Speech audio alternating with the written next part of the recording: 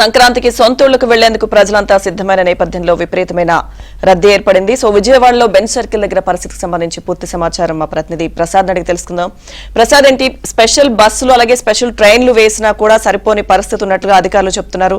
So ఏంటి అక్కడ situation? Lakshmi Durga Sankranti సంబరాలకు అయిన వారితో ఆత్మీయులతో కలిసి సందడి చేసేందుకు ఇతర ప్రాంతాల్లో స్థిరపడిన ఎక్కడున్న వారందరూ కూడా కృష్ణా జిల్లా అలాగే ఉభయ గోదావరి జిల్లాలు ఉత్తరాంధ్ర వైపు పయనమవుతున్నారు. అందులో ఈరోజు రెండో శనివారం ఆదివారం కూడా కావడంతో పెద్ద ఎత్తున కుటుంబ సభ్యులందరూ కూడా తమకు ఉన్న కారుల్లో తరలి రావడంతో పాటు మధ్యతరగతి ప్రజలైతే బస్సులు అదేవిధంగా ఆ ట్రైన్స్లో కూడా ప్రత్యేకంగా తరలి వస్తున్న పరిస్థితి. దీంతో హైదరాబాద్ నుంచి విజయవాడ వచ్చే అన్ని రహదారులు కూడా పూర్తిగా ఉదయం నుంచి వాహనాలు పెద్ద సంఖ్యలో శ్రేణులు బారులు తీయటం. గీత టోల్గేట్ వద్ద అయితే దాదాపు ప్రతిరోజు దాదాపు 15,000 నుంచి 20,000 వాహనాలు అయితే ఈ రోజు ఒక్కరోజు 40,000 పైగా వాహనాలు గీత టోల్గేట్ దాటి విజయవాడ వైపు వచ్చినట్టు కూడా చెప్తున్నాయి. ప్రస్తుతం మనం బెజవాడ బెంచ్ సెంటర్లో ఉన్నాం. ఇక్కడ మనం చూస్తూ ఉన్నాం ప్రధానంగా ఇక్కడ నిత్యం కూడా మామూలుగానే వాహనాల రద్దీ ఎక్కువ కొనసాగుతూ ఉంటుంది. ఈరోజు ఉదయం నుంచి కూడా కొంచెం కూడా ఎక్కడ గ్యాప్ లేకుండా పోలీసులు ఉదయం నుంచి కూడా ఇప్పటివరకు విధులు నిర్వహిస్తూనే ఉన్నారు. అయినా వాహనాల శ్రేణి మాత్రం వస్తూనే ఉంది. ఈ నేపథ్యంలో విజయవాడలో దాదాపు అన్ని ప్రధాన రహదారులు కూడా పూర్తిగా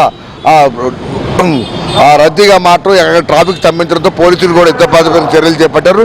ప్రతి విజయవాడలో ప్రధానంగా చెప్పుకునే మహాత్మా గాంధీ రోడ్డు కావచ్చు, ఏలూరు రోడ్డు కావచ్చు, అలాగే బస్టాండ్ సెంటర్, వన్ టౌన్, ఇట్లా ప్రతి ప్రాంతంలో ప్రత్యేక ట్రాఫిక్ పోలీసులు అదనంగా నియమించి అదేవిధంగా స్వచ్ఛంద సంస్థల నుంచి కూడా ప్రతినిధులు కూడా పిలిపించి ప్రధాన మార్గాల్లో అలాగే 4 రోడ్ల కోడల్లో ఎక్కడ ట్రాఫిక్ ఆగిపోకుండా క్రమబద్ధీకరించే విధంగా చర్యలు చేపట్టారు.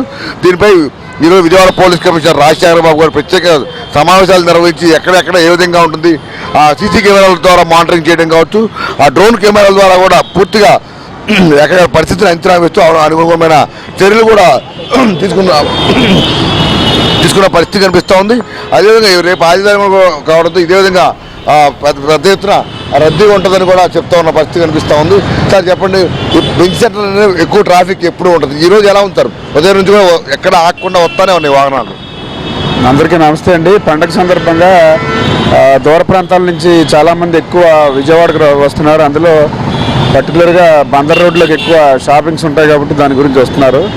కాబట్టి అందరూ కూడా విపరీతమైన ట్రాఫిక్ ఇవాళ బెంచ్ సర్కిల్లో అన్ని వైపుల నుంచి కూడా బాగా ఎక్కువ ట్రాఫిక్ ఉంది.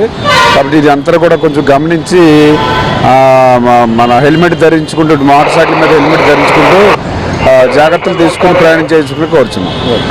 ఇది చూస్తూ ఉన్నాం. ప్రధానంగా ఈ రద్దీ ఈరోజు ఉదయం కూడా ఉంది, రేపు కూడా కొనసాగే అవకాశం ఉన్న నేపథ్యంలో దారులు కూడా ఎక్కడైనా ట్రాఫిక్ క్లియరెన్స్ తెలుసుకుని ఆ మార్గాల్లో ప్రయాణించాలని కూడా పోలీసులు సూచిస్తూ ఉన్న పరిస్థితి కనిపిస్తుంది. మొత్తం మీద ఈసారి మాత్రం సంక్రాంతి సందడి చాలా ఇటువైపు అయితే భారీగా కనిపిస్తుంది.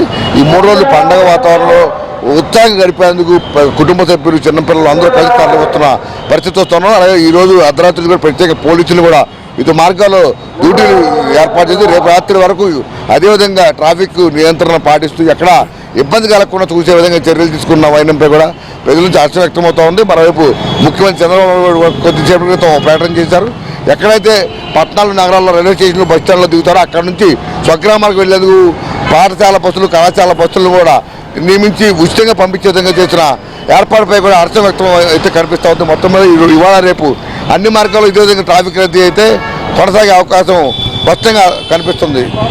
Hyderabad studio. Thank you Prasad.